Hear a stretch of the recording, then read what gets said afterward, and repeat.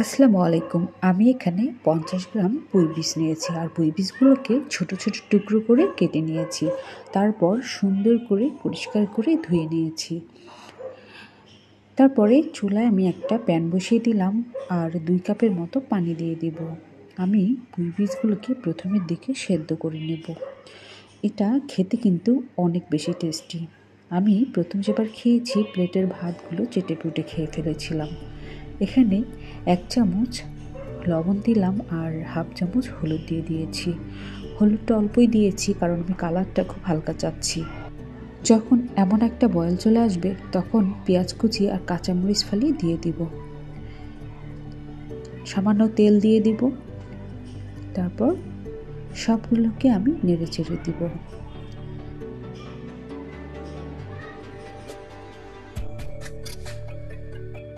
আমি মাঝে মাঝে ঢাকনা দিয়ে ঢেকে দিব আর নেড়ে চেড়ে দিব, তারপর ঢাকনা দিয়ে ঢেকে দিব।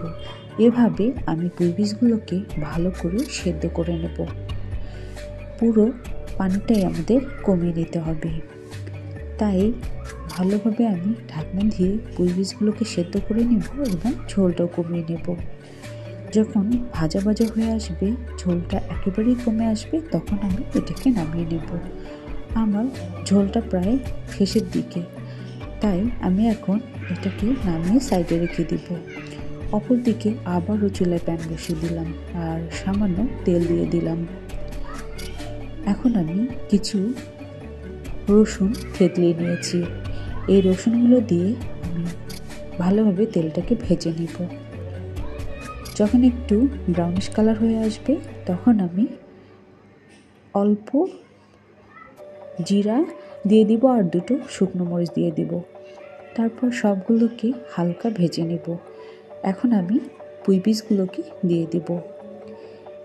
আমি ভালো করে পুঁই বীজগুলোকে ভেজে নেব। এটা আপনারা এভাবেও খেতে পারেন এবং শুটকির সঙ্গে এটা খেতে কিন্তু দারুণ লাগে। শুটকির সঙ্গে অন্য একদিন রান্না করে দেখাবো। আমার ভাজিটা শেষের দিকে আর এখন আমি নামিয়ে গরম গরম পরিবেশন করব। আল্লাহ হাফেজ।